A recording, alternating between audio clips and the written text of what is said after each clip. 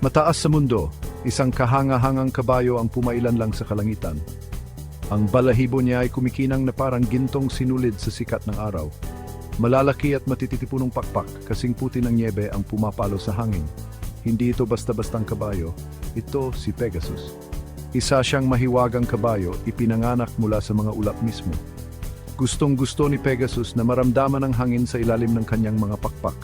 Sumasayaw siya kasama ang mga bituin, isang nakamamanghang tanawin.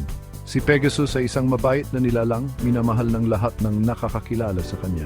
Ginagamit niya ang kanyang kakayahang lumipad para tumulong sa iba.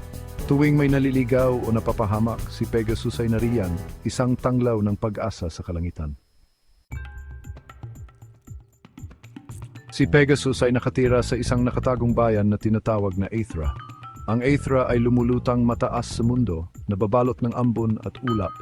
Ito ay isang lugar na may nakamamanghang ganda, may mga lumulutang na isla at mga talon na bumabagsak sa kalangitan. Malayang gumagala ang mga mahiwagang nilalang sa Aethra. Karaniwang makikita ang mga nagsasalitang hayop at makukulit na diwata. Ang mga tao sa Aethra ay namumuhay ng mapayapa, kasundo ang kalikasan. Sit, babay-votsles, tulad na Pegasus. Pinalagahay ng ninging lupin si Hat na may Julson. Isang taon, isang matinding tagtuyot ang tumama sa Aethra. Natyo ang mga ilog at ang dating luntiang lupain ay nalanta. Ang mga ulap nagbibigay buhay sa Aethra ay nagsimulang maglaho.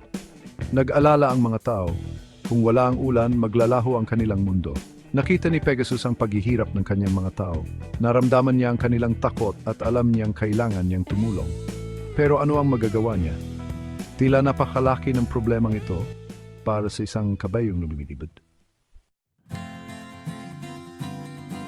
Isang araw, isang matanda at matalinong kuwago ang nagkuwento kay Pegasus tungkol sa isang mahiwagang bukal na nakatago sa ilalim ng lupa. Ang bukal na ito, sabi ng kuwago, ang may sikreto para maibalik ang sigla ng Aethra. Alam ni Pegasus ang dapat niyang gawin. Gamit ang determinadong pagaspas ng kanyang mga pakpak, sumisid siya pababa sa kadiliman. Natagpuan niya ang bukal na binabantayan ng isang masungit na dragon. Si Pegasus, dala ang kanyang mabait na puso, ay pinakalma ang dragon at hinikayat itong tumulong. Magkasama, ibinalik nila ang mahiwagang tubig sa Aethra. Muling umuspong ang lupain at nagsaya ang lahat. Si Pegasus, ang kabayong lumilipad, ang nagligtas sa araw na iyon.